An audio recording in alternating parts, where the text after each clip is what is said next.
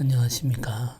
예배를 지나 삶으로 우리의 신앙이 성장하기를 소망하며 오늘도 인사드립니다.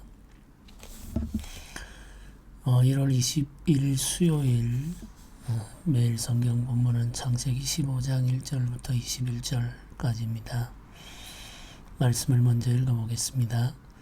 이후에 여호와의 말씀이 환상 중에 아브라함에게 임하여 이르시되 아브라함아 두려워하지 말라. 나는 네 방패요 너의 지극히 큰 상급이니라. 아브라함이 이르되 주 여호와여 무엇을 내게 주시려 하나이까. 나는 자식이 없사오니 나의 상속자는 이 다메섹 사람 엘리에셀이니이다. 아브라함이 또 이르되 주께서 내게 씨를 주지 아니하셨으니 내 집에서 길린 자가 내 상속자가 될 것이니이다. 여호와의 말씀이 그에게 임하여 이르시되 그 사람이 내 상속자가 아니라 내 몸에서 날 자가 내 상속자가 되리라 하시고 그를 이끌고 밖으로 나아가 이르시되 하늘을 우러러 뭇별을 셀 수 있나 보라. 또 그에게 이르시되 내 자손이 이와 같으리라. 아브라함이 여호와를 믿으니 여호와께서 이를 그의 의로 여기시고 또 그에게 이르시되 나는 이 땅을 내게 주어 소유를 삼게 하려고 너를 갈대아인 우르에서 이끌어낸 여호와니라. 그가 이르되 주 여호와여 내가 이 땅을 소유로 받을 것을 무엇으로 알리까. 여호와께서 그에게 이르시되 나를 위하여 3년 된 암소와 3년 된 암염소와 3년 된 순양과 산비둘기와 집비둘기 새끼를 가져올지니라. 아브라함이 그 모든 것을 가져다가 그 중간에 쪼개고 그 쪼갠 것을 마주 대하여 놓고 그 새는 쪼개지 아니하였으며 솔개가 그 사체 위에 내릴 때에는 아브라함이 쫓았더라. 해질 때 아브라함에게 깊은 잠이 임하고 그늘감과 두려움이 그에게 임하였더니 여호와께서 아브라함에게 이르시되 너는 반드시 알라. 네 자손이 이방에서 객이 되어 그들을 섬기겠고 그들은 400년 동안 내 자손을 괴롭히리니 그들이 섬기는 나라를 내가 징벌할지며 그 후에 내 자손이 큰 재물을 이끌고 나오리라. 너는 장수하다가 평안히 조상에게로 돌아가 장사될 것이요 내 자손은 4대 만에 이 땅으로 돌아오리니 이는 아모리 족속의 죄악이 아직 가득 차지 아니함이니라 하시더라. 해가 져서 어두울 때에 연기 나는 화로가 보이며 타는 횃불이 쪼갠 고기 사이로 지나더라. 그날에 여호와께서 아브라함과 더불어 언약을 세워 이르시되 내가 이 땅을 애굽 방에서부터 그 큰 강 유브라데까지 내 자손에게 주노니 곧 겐 족속과 그니스 족속과 간몬 족속과 헷 족속과 그리스 족속과 르바 족속과 아모리 족속과 가나안 족속과 기르가스 족속과 여부스 족속의 땅이니라 하셨더라. 아멘. 창세기 15장은 이후에 라는 말로 시작됩니다.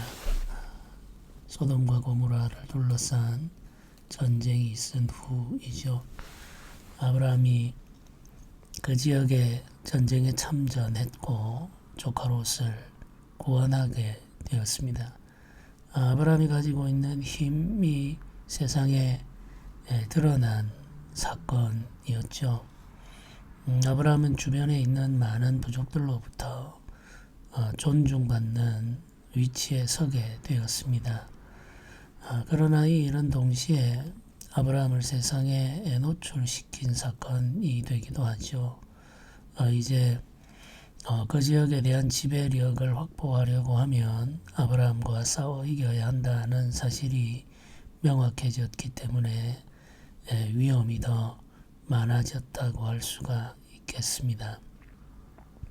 북쪽에서 세력을 키워온 많은 부족들은 아브라함이라고 하는 존재를 이제 알게 되었고 그들이 다시 요단강 유역의 세력을 확장하려고 하면 아브라함을 먼저 공격하게 될 것은 너무나도 분명했죠. 그래서 아브라함의 입장에서는 이 전쟁 이후에 여러 가지 두려움과 불안이 밀려올 수 있는 상황이었습니다. 그때 하나님께서 아브라함을 찾아오시죠. 성경은 환상 중에 말씀하셨다 이렇게 기록을 합니다. 하나님께서 처음 하신 말씀은 두려워하지 말라입니다. 아브라함이 두려움을 가지고 있었다는 뜻이죠. 두려워하지 말라고 말씀하시면서 나는 너의 방패요 너의 큰 상급이다 이렇게 알려주십니다. 방패는 보호를 위한 것이죠. 상급은 기업 즉 땅을 의미하는 것입니다. 아브라함은 지금 성을 짓지 못하고 장막에 거주하고 있습니다. 성을 짓는 것은 하나님께서 원하시는 방법이 아니었기 때문이죠. 넓은 들판 장막에 거주하는 아브라함은 자신을 지켜줄 보호막이 필요했습니다. 많은 사람들이 성을 쌓는 이유는 지키기 위해서죠. 안전을 위해서입니다. 아브라함은 여전히 들판에 장막을 치고 계속해서 이동하며 살고 있었습니다.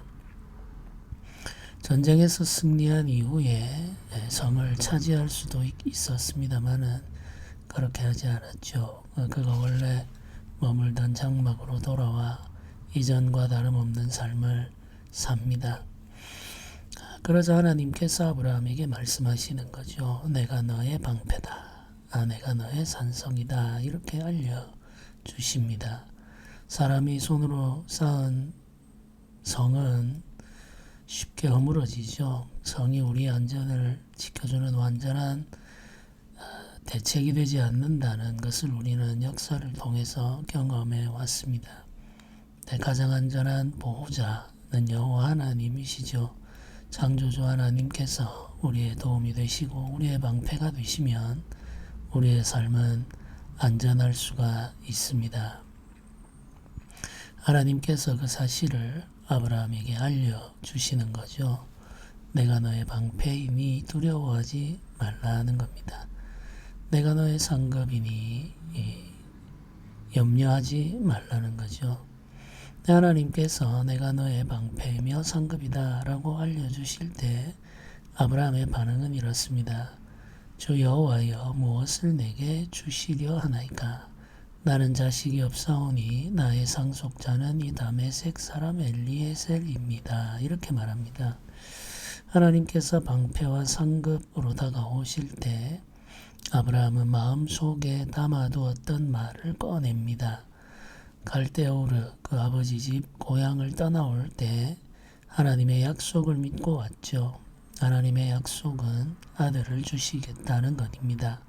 민족과 땅을 이루게 하시겠다는 것이 하나님의 약속이었죠. 그런데 가나안에 도착한 이후 긴 시간이 흘렀지만 아브라함에게는 아직 아들이 없습니다. 그러니 어떻게 민족과 나라를 이룰 수 있었겠습니까? 그래서 아브라함은 그 마음속에 담아두었던 말을 꺼내죠. 내가 아직 아들이 없고 나의 상속자가 될 사람은 이 종 엘리에셀 뿐인데 여호와께서 나에게 무엇을 주시려고 하십니까? 이렇게 묻습니다. 그게 무엇을 주시려고 하십니까? 이 말은 약속하신 아들을 언제 주십니까? 이런 의미인 거죠.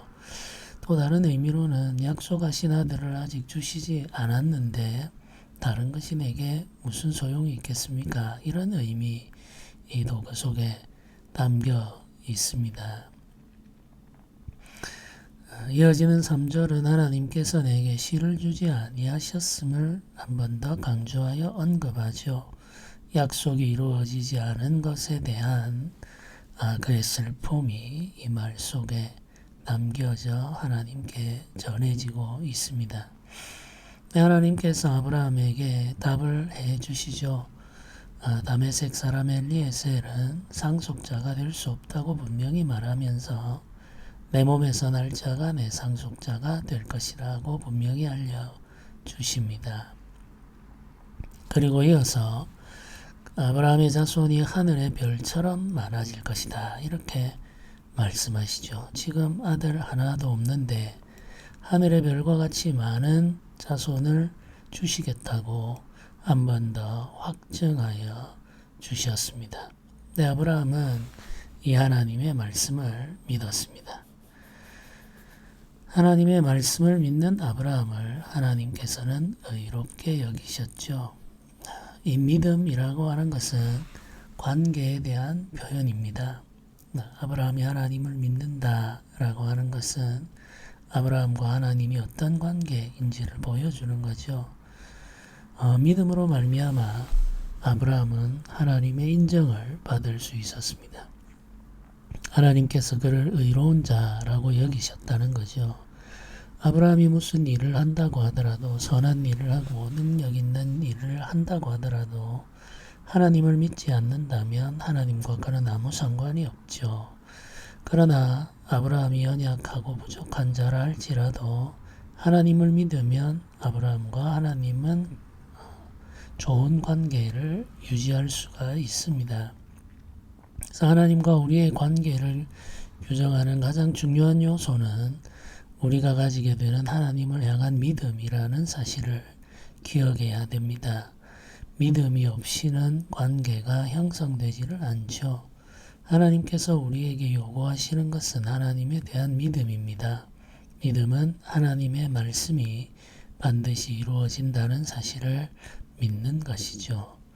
아브라함은 아직 이루어지지 않은 약속, 그 약속을 믿었습니다. 하나님께서 말씀하셨기 때문이죠. 네, 이 믿음이 가장 중요합니다. 우리에게도 믿음이 필요한 거죠. 하나님께서 말씀하시면 이루어진다는 믿음이 하나님 앞에서 우리의 의라는 사실을 기억할 필요가 있겠습니다. 하나님께서 이 약속의 말씀을 주신 후에 아브라함이 또 묻습니다. 이 땅을 내게 주어 소유로 삼게 하려고 아브라함을 갈대아 우르에서 이끌어내신 여호와 하나님께 아브라함이 묻는 것이 이렇죠. 내가 이 땅을 소유로 받을 것을 무엇으로 알겠습니까? 이렇게 묻습니다. 증거를 요구하는 거죠. 하나님의 약속에 대한 증거, 확증을 아브라함이 구하고 있습니다. 그러자 하나님께서 짐승들을 요구하십니다. 짐승들을 둘로 쪼개어 놓고 그 사이에서 언약을 맺는 고대근동의 언약 예식을 가져와서 하나님께서 증거로 삼으시겠다는 거죠. 큰 짐승들은 둘로 쪼개어 버려 놓고 새들도 그 가운데 놓습니다. 이렇게 놓고 언약을 체결하는 이유는 이 약속을 지키지 않으면 죽음으로 대가를 지불한다는 의미가 그 속에 담겨 있습니다. 쪼개어진 짐승 사이에 서는 것은 종이죠. 이 언약은 종과 주인의 언약인데 종은 쪼개어진 짐승 사이에 서게 되고 주인은 그 종에게 말합니다. 종이 감당해야 할 의무에 대해서 선언하고 그 의무를 감당하면 종을 보호해 주겠다는 약속을 주죠. 이때 종이 그 약속을 받아들이면 언약이 체결됩니다. 그 의무와 약속을 함께 받아들이는 거죠. 이때 이제 종이 그 의무를 다 감당하지 못하게 되면 이 쪼개어진 짐승처럼 죽임을 당하게 되는 거죠. 그래서 이 언약에 있어서 그 의무와 책임은 종에게 지워지는 것이죠. 주인은 종이 감당하는 의무를 보고 은혜를 베풀지 여부를 결정할 수가 있습니다. 주인은 권한과 권위를 가지게 되고 종은 의무와 책임을 지게 됩니다. 의무와 책임을 잘 감당하면 생명을 유지할 수 있지만 그 의무와 책임을 감당하지 못하면 죽임을 당하게 되는 거죠. 근데 이것이 고대 근동의 언약 예식입니다. 그런데 하나님께서는 이 언약의 형식을 가지고 와서 아브라함에게 증거를 보여주시는데 쪼개어 놓은 짐승 사이에 아브라함이 서는 것이 아니라 하나님께서 그 짐승 사이로 지나가십니다. 횃불의 모습으로 지나가시죠. 그래서 이 언약을 횃불 언약이라고 부릅니다. 여호와께서 횃불의 모양으로 쪼갠 고기 사이로 지나가시면서 아브라함과 언약을 맺으시죠. 내가 이 땅을 애굽 강에서부터 그 큰 강 유브라데까지 내 자손에게 주노니라고 한 번 더 확정하십니다. 그래서 이 언약의 모든 의무와 책임을 하나님께서 친히 감당하시겠다는 선언이죠. 모든 의무와 책임을 주인이 직접 감당하는 것, 주인이신 여호와 하나님께서 친히 감당하시는 것이 하나님의 언약의 특징입니다. 우리를 구원하시기 위해서 하나님께서 사람이 되셨고 율법을 친히 다 이루시며 결국에는 율법의 저주인 죽음까지 경험하셨죠. 하나님께서 직접 모든 일을 이루십니다. 우리는 단지 모든 일을 이루신 하나님이신 예수 그리스도를 믿음으로 말미암아 구원을 받죠. 그 의무와 책임을 하나님께서 직접 감당하심으로 우리를 구원해 주신 거죠. 이것이 하나님의 언약의 특징입니다. 굉장히 독특하죠. 백성들의 왕을 위해 희생하고 백성들의 왕을 위해 헌신하는데 하나님은 우리 백성들인 우리를 위해서 친히 희생하고 헌신하면서 우리의 구원을 위하여 낮아지셔서 일하셨습니다. 그것을 우리는 은혜라고 말합니다.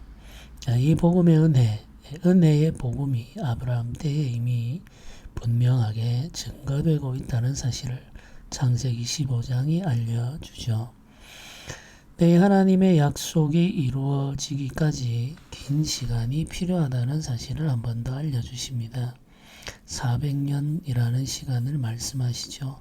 400년 동안 이방인의 객이 되어 섬긴다 이렇게 말하고 이 이방이 400년 동안 이스라엘을 괴롭게 할 것이다 라는 말씀도 주셨습니다.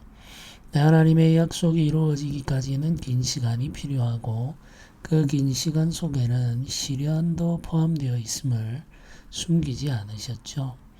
하나님의 약속이 이루어지는 과정은 오랜 기다림으로 채워져야 됩니다. 그리고 그 기다림의 시간 속에는 시련도 있음을 우리는 알 필요가 있습니다.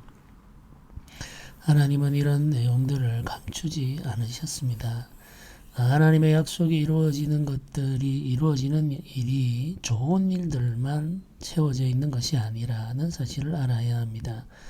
하나님의 약속이 금방 이루어진다거나 그 약속이 이루어지는 과정이 꽃길이라고 상상하는 사람들이 있죠. 그것은 잘못된 상상입니다. 성경은 그렇게 말하지 않습니다. 하나님의 약속이 이루어지기까지는 기다림이 필요합니다. 시간이 필요한 거죠. 그리고 그 기다림의 시간은 시련들을 동반합니다. 어렵고 힘든 과정이 따른다는 겁니다. 이 시련을 통해서 우리는 연단을 받고 성장하고 온전하게 되는 과정을 경험하게 되죠. 기다림은 단순히 세월의 흐름이 아니라 우리가 하나님의 약속에 합당한 사람으로 자라고 성장하는 시간이라는 사실도 알 필요가 있겠습니다. 하나님의 뜻이 이루어지는 것을 보려면 그 하나님의 뜻에 합당한 사람이 되어야 합니다. 아브라함이 믿음의 조상이 되고 아브라함을 통하여 하나님 나라를 이룰 민족을 이룰 때에 그 과정은 그 백성들이 하나님의 뜻을 이루기에 합당한 자들로 자라가는 시간이 필요한 거죠. 그래서 아브라함이 아들을 얻기까지 가나안에서 긴 시간을 보내고 있는 겁니다. 이 광야는 아브라함에게는 학교와 같은 거죠. 광야 학교라고 부르는데 이 학교에서 아브라함은 하나님에 대해서 더 알게 되고 하나님과 동행하면서 더 자라고 성장하게 되었습니다. 우리의 삶도 이와 같습니다. 하나님께서 우리에게 주시는 약속들이 있고 또 하나님께서 이루어가려고 하는 뜻이 있죠.